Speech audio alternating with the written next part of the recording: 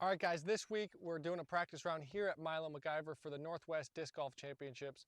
This has been one of my top 10 courses in the world for probably over 10 years. Super excited to break it down for you. Let's get into it. All right, hole one, we're still looking for the caddy book, so we don't know the exact distance. I'm pretty good with distances. I'm gonna say it's 448, is that's what I'm going with. Par three, should be within 10 or 15 feet of that, somewhere in that ballpark, but I'm gonna go with the Venom. We have a bush short left of the basket, so the sweet spot is gonna be about 20 feet right, long right. Basically, I'm trying to throw dead straight, even like circle's edge to the right. That opens up the putt around the tree. If you start hyzering off early, you get into that tree with no putt. So I'm trying to go long right into that pocket and then give myself that open circle's edge putt. And once again, just trying to throw it pretty much dead straight, even just turn it a little bit. If I turn it too much, that's kind of the miss that you want to be able to still have an open putt. So I'm gonna throw a Venom here, beat up Venom. So that's good. It's gonna be right side. It might be in the bush, which is kind of what I did not want. So that's pretty much worst case scenario. If this was a tournament, that'd be pretty much an automatic par with no birdie look. So this one I'm gonna throw a little bit higher, a little bit more to the right. So as you know, I'm just dialing in right now and making tweaks. Oh, that was super yanked. But that one, I just trying to play to the right side on that one, just pulled it completely. It's 455, by the way. 455, see? That was pretty close. I knew I was gonna be within 10 feet. I had a feeling. All right, I'm gonna throw one more, try to dial in this line. That second one wasn't even a real shot, that was just a complete shank, but this one's a Venom. This one's gonna be better. Dang it, keep turning, hyzering. But yeah, this one's tricky. The first one's, it's 40 feet away. It's a little short, but it's gonna have the bush in the way. We'll putt from there and dial in for the weekend. But yeah, I love this place. I've been playing tournaments out here for like almost 14 years. I started coming like in 2012, 2013, something like that. And obviously we played Worlds. We played out here. I played a ton of Beaver State flings out here, and it's just been a lot of fun. This course it's like an ageless course. It doesn't age out. A lot of courses do, like De La. It's a fun course, but I feel like the tour's kind of outgrown it. This course has kind of kept up with the tour over the years, and it's just a fun course to play. And we got a river to jump in after the round. That's always a good plus. All right, so here's my first shot, and this is the bunker that I was talking about from the tee, this big tree. I pretty much am completely blocked. I can still putt, but I'd much rather be about 30 feet to the right. That's kind of why I was talking about the right side being the sweet spot. I can still putt from here. It's just not as high percentage, and I'm glad I landed here to kind of show you guys kind of where not to go. But that doesn't mean you can't make a birdie. It just makes it a little harder, that's all. You gotta loft it up and float it in there. See, out of position birdies can happen too, you know, like it ain't no thing. Venom focus birdie on hole one, even if we shank the shot. We got hole two here, par five. This is a classic Milo hole. I'm going roller off the tee. I'm trying to land, there's a short tee up there on the right-hand side of the fairway. If I can land in a 20-foot circle around that short tee, that's pretty much ideal. Basically throwing a roller that goes out, goes forward, and then starts curling way right. I want to be on that right-hand side. It gives you the best second shot into the fairway and opens up that shot, makes it a lot easier of a chance at a four. So Avenger SS, Z Avenger SS, kind of go through the gap straight and then start curling.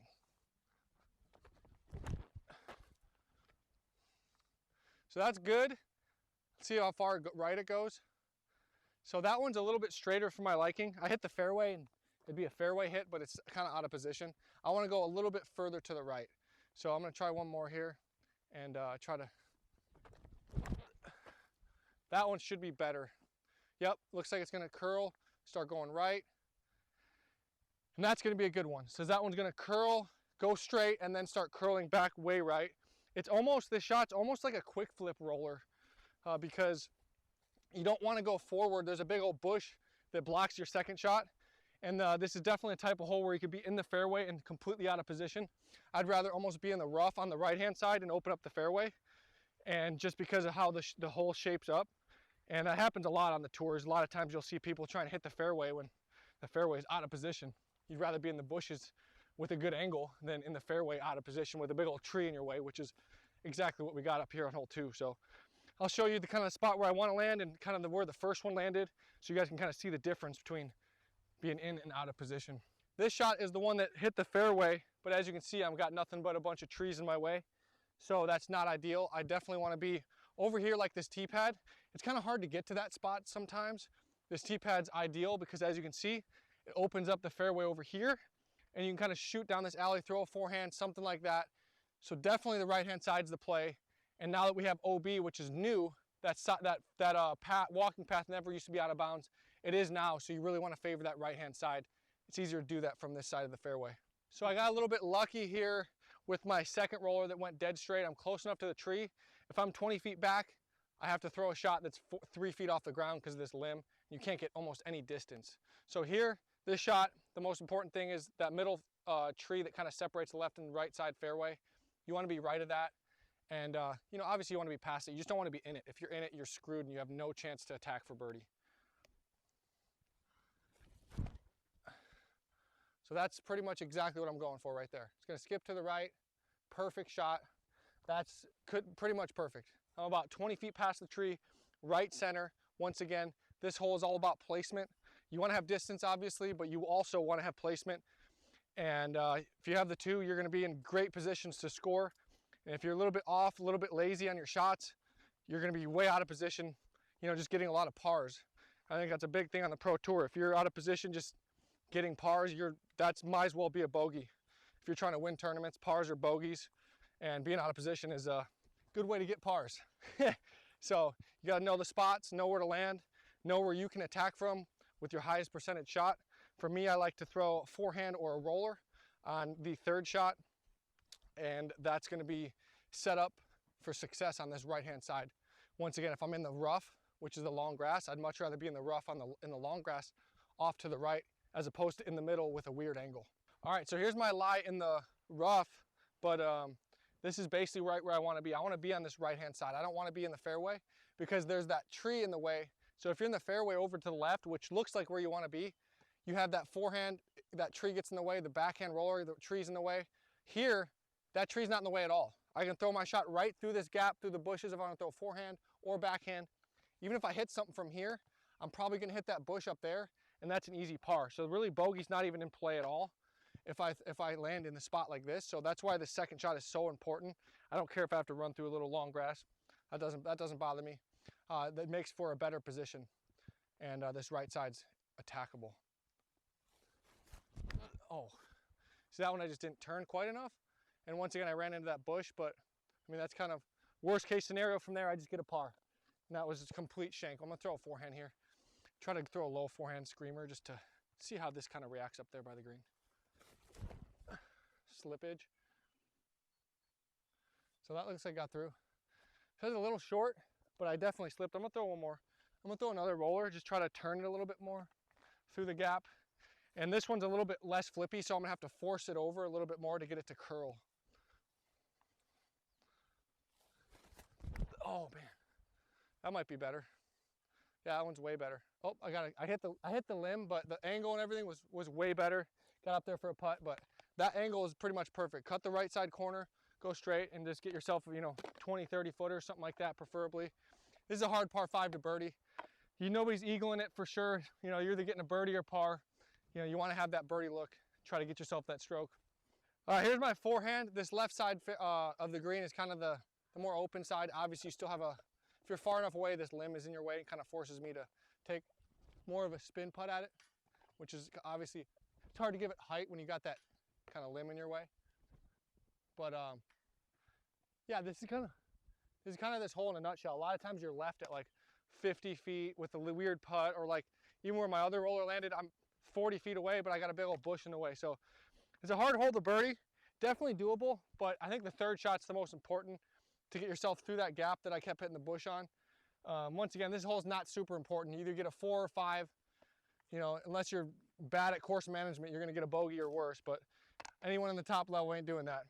All right, we got hole 3, 400-foot par 3, elevated on a little mound, low ceiling, and we are going uphill more than you think. This hole, I've played this hole a ton over the years. I see so many people leak out and go way early left. So that's just simply because we're going a lot more uphill than it looks. So your disc's flying like this as opposed to flat. So you're just naturally gonna wanna hyzer out, which happens a lot. So I like to throw a little bit more understable, hyzer flip, favor that right-hand side. And if it hyzers out, I'm still pin high and not gonna be skipping left, because a lot of people you can skip left and go, there is OB over there. So I just like to throw a flippier disc just to completely mitigate that from happening. That's pretty much exactly what I'm looking for. Hyzer flip, that was an Athena, land nice and straight. And even that being an understable disc, it still skipped like you saw. But I mean, that's 20 feet on the backside of the green.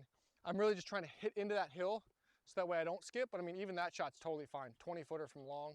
Don't have to deal with the upslope too much. That one's great too.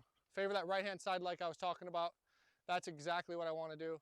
That's about 20 feet short. So either one of those shots is good. Definitely gonna throw the Athena. It's a slower disc. It's not gonna go airing past that upslope. I'm trying to hit into it and stick. All right, so we're walking up to my second shot, which I favored this right-hand side, which is literally exactly what I want. I would much rather land over here even than parked because I don't want to risk going over the hill.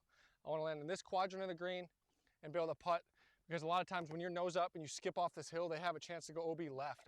And I see a lot of people do that. So throwing an understable disc, throwing hyzer flip, those are all things you can do on this hole to kind of mitigate the chance of actually going OB. So that's all super important stuff when I'm playing this hole in the tournament that I'm keeping a track of. The wind, how the discs fly on this hole. My other one, as you can see, did go a little bit long. Nothing wrong with that. I just got to be careful with the speed that I don't go too much further, because if I throw that disc 1 inch higher and it goes over this hill on the fly, that's going straight OB. But I mean, uphill 20 footer with taking this OB out of play, unless you spit out like that, then you're not going to get a birdie. But yeah, throw the Athena. I think that just fits the speed of this hole. I can throw a 400-foot shot. The Athena's a really slow fairway driver, so I can feel like I can throw it pretty hard and not feel like I'm going to go blasting past the basket. All right, we got hole 4. We got a 635 par 4. This is definitely a sucker hole, I would say. It's a hole that is short enough that you could get a long putt at it, but there's out of bounds, and if you go early right, you're kind of cooked with no shot. And if you get a par on this hole, par feels like a bogey just because everybody and their sister is going to be able to go up there and get a 3, chip, and get a 3. So, so yeah, let's throw an onyx to the middle, not get cute. This is definitely one of the holes that you can get cute and try to throw a roller. I could try to get up there and get an 80-footer, but also if I miss that shot and go left or right out of bounds, I'm just scrambling for par and losing a stroke to the entire field. I'm just going to try to throw a fairway hit shot and throw it in the middle and then chip up for my birdie and not get cute. So that's pretty much exactly what I'm going for. That's perfect shot. And that's basically an easiest 3 ever. Just throw like a forehand over to the trees. Throw one more here. That's the exact same shot, nice and center cut. Even a little left's good. So yeah, once again, this hole is not about getting too aggressive. You know, you can go for it, just not a high percentage shot. You're more likely to bogey it than to eagle it. So take the 3, move on, score on a different hole. That's my play out here. So here's my drive, short right.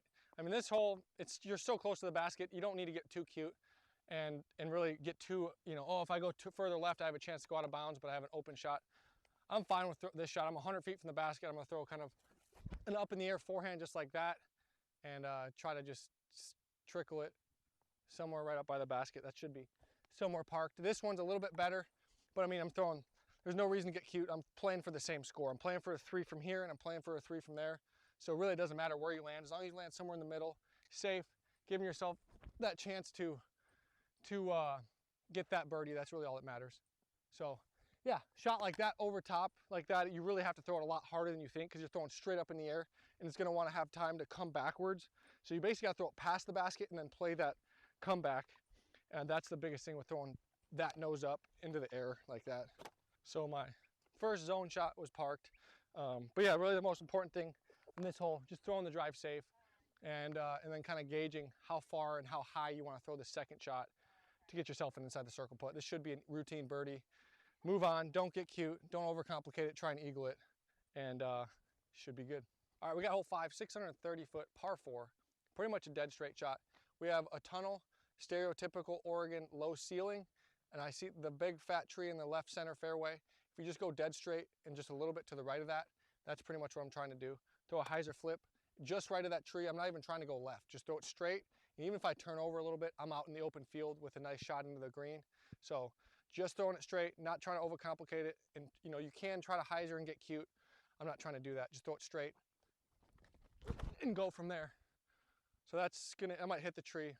So I needed to throw that a touch to the right, which that height, speed, everything was pretty much perfect on that. Even if I'm not disappointed with that shot, but I'm a perfectionist. I'm trying to throw it better, just like that. That's absolutely money. So that one's gonna go through the gap, hyzer a little bit left, but even if I just land straight, that might actually be too far straight. But we'll go up there and scope it out. Here's the obstacle up here on that we're faced with on the fairway, is you see how low this ceiling is when you get up here, and you see how big this tree is. So you just basically gotta pick a side. I like to go to the right side.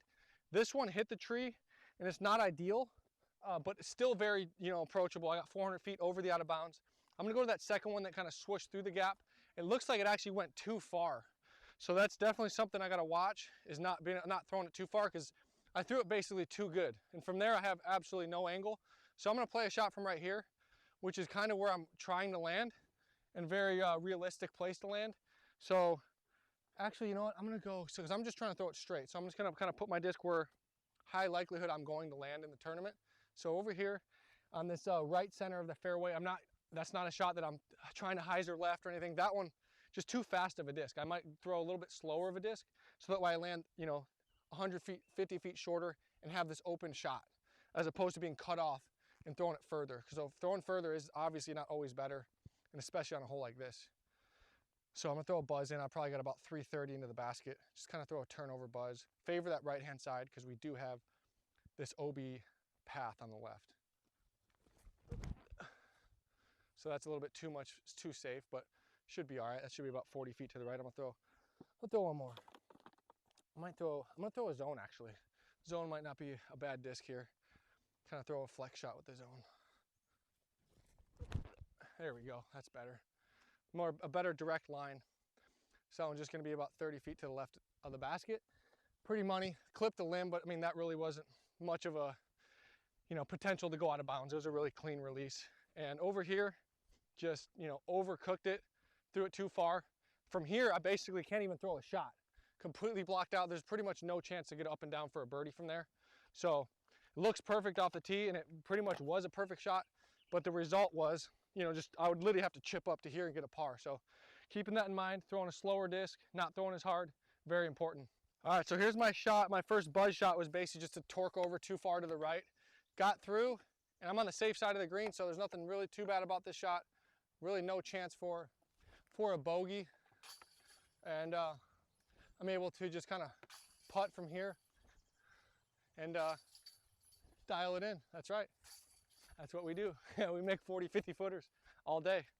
Buzzsaw, focus, and that one was the zone. So you can kind of see where the zone landed.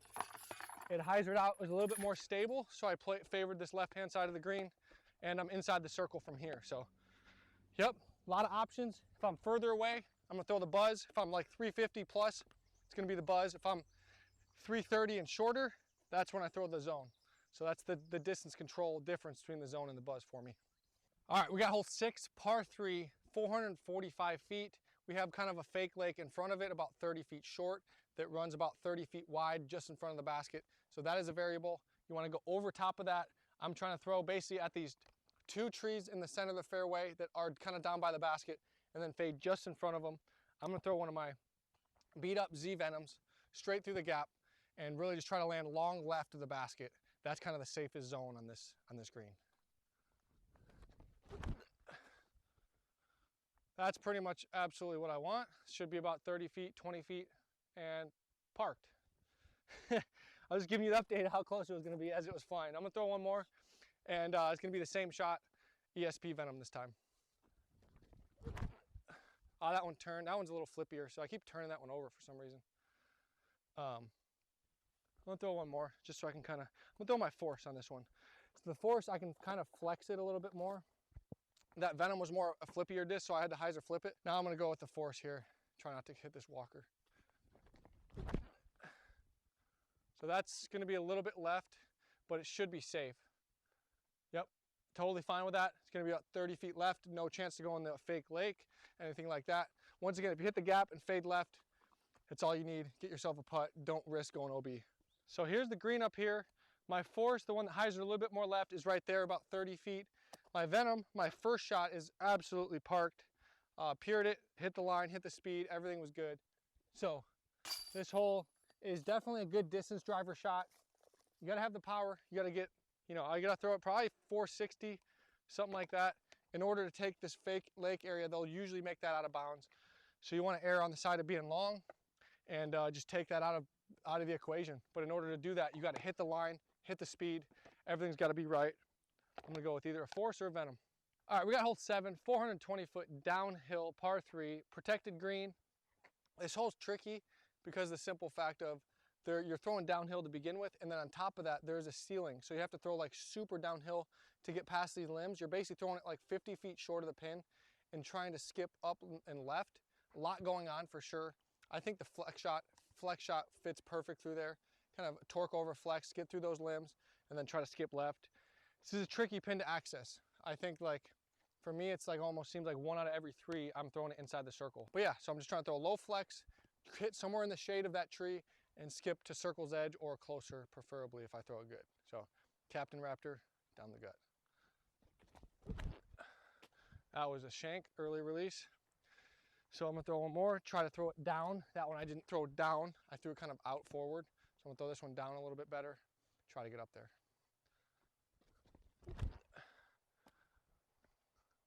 That looks like I'm gonna get lucky through that left gap, which is not what I was intending to do. But I'm gonna throw one more just so I can try to hit this gap like I'm intending to, because that's what's important. I'm gonna throw one more cap wrap.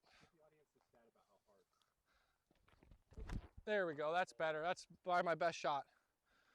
So not the best result because I hit that tree, but the height, speed, everything was the best shot of all of them. That's kind of what I'm looking for, a pushing flex shot, go through that gap, get myself a putt.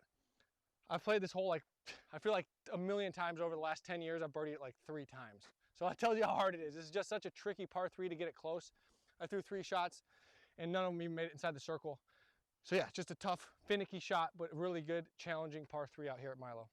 So my one that hit the tree was actually my best shot. It wasn't the best result.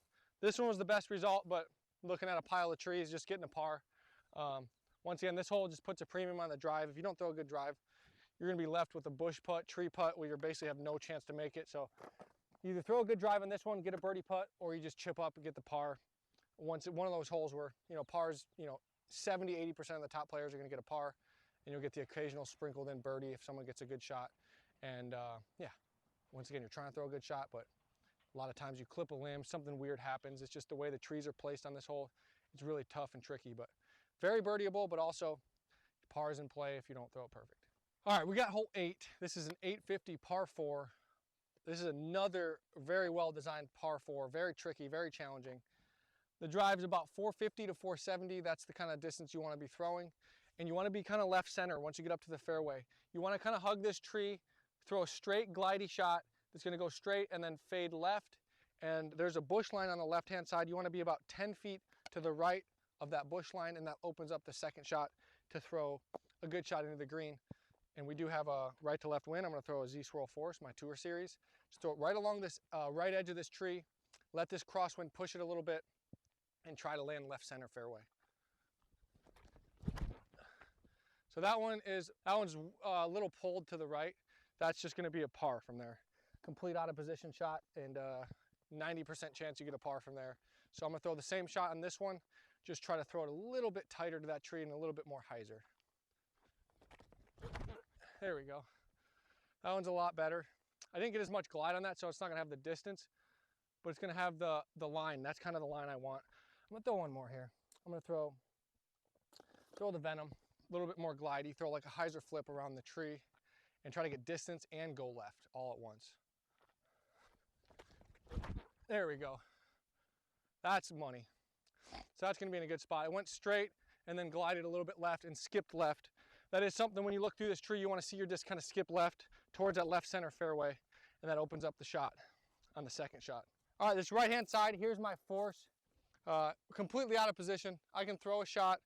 More than likely, it's just going to be a par because it's hard to really get around the tree that's up there as a guardian and still get back to the green. We're going to walk over to this left-hand side where it's ideal position. Both of my shots are pretty much in a perfect spot. Once again, this is the type of hole where I would much rather be in the bushes left than even like this shot. Like this shot's in the fairway, but I'd rather take that shot, that orange disc that's in the bushes, because it opens up the gap here. If you see, I'm coming over here to the left side, and now it's a more straight shot, more accessible to that pin, which is around that tree and back left, versus if I come over here, it's more of a flex shot. You gotta throw it so much more perfect. But yeah, I mean, that's just the difference, is you get 20-foot difference makes a huge difference on the second shot. And so you guys can kind of see that. From here, I'm gonna go ahead and throw a zone, throw it straight. I'm pretty much just trying to throw this shot dead straight around this initial tree, throw it straight, and that'll leave me at about 40 feet. That's pretty much ideal on this hole for me. I'm not really trying to park it, because that's when you start hitting this tree and bringing in bogey into play. Throw it through the gap, land straight, and take my 30 to 40 footer preferably.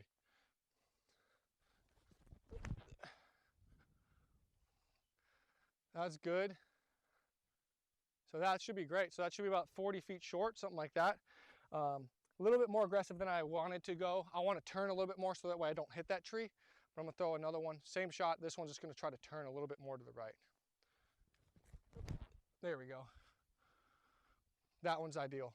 So that one just went straight. It's not gonna risk hitting those trees up there. And as you can see, that shot that I'm throwing gets a lot easier when I'm over here. So I don't care if I'm here in these bushes, it's not as easy to run up in. But even if I'm in this bush right here, I have a nice straight shot that I can throw straight at the basket. So another one of those holes where I would almost rather be in the bushes left than in the fairway, just because of the angle. So this green is a really cool green. As you can see, this first one, hyzer a little bit early, caught the cabbage and dropped. Obviously the limbs aren't there, that's gonna be parked, but caught the limbs and dropped to about 50 feet. This other shot, a lot more high percentage, don't have to risk with the limbs. And I'm throwing to about 45, 50 feet right here. This shot right here is the shot I would take every single time. If I play this hole and could drop my disc here, putt for birdie, I would do it. Just because the second shot's tricky. So much variables going on. You gotta get the right amount of flex, right amount of height, right amount of speed. And with the way the trees are placed, it's easy to run into those trees and drop and have no birdie putt at all. So I'd take the high percentage birdie putt, 45 feet, no chance for really a bogey unless something catastrophic happens up by the green. And getting a little wind bounce right up there by the basket, but it happens. So yeah, all good putts, just kind of getting bounced around by the wind, lipping out all these different things. But yeah, that's a great spot to land, 45, 50 feet. Here, hole 8 is a great spot to putt for birdie. Once again, this is another tough birdie hole. A lot of people end up parring it because it's just tough to park it, just because of the way the trees are placed. Par's not a bad score, but yeah, you want to try to get that separator, get that birdie. All right, we got hole 9. This is one of my favorite holes on the course, just because you got downhill, you got right next to the river, super picturesque up there, really cool green. 442 feet, plays way shorter, probably plays about 360, 370 actual distance because of how far downhill it is. And if you go too hot and left, there is a river down there. So I like to take the 20 to 30 feet right of the basket. That's kind of my landing zone where I'm trying to land. I'll just throw it dead straight. Even if I just throw a turnover through the gap, I'm at 30 feet with a wide open putt. So that's kind of what I'm playing for. Gonna throw a buzzsaw on the first one and just try to throw a kind of hyzer flip straight down the gap.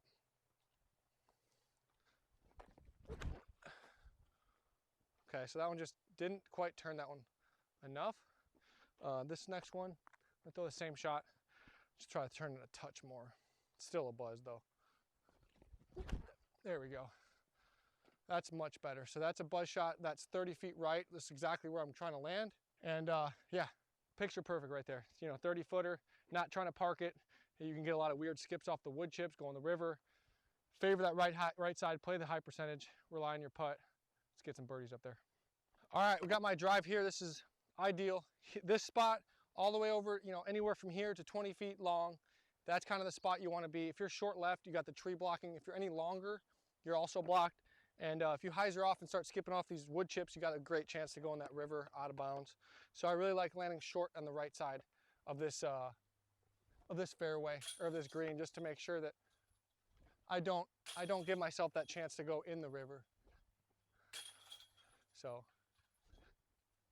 putt is definitely feeling dialed. It's one of the best it's felt in a long while.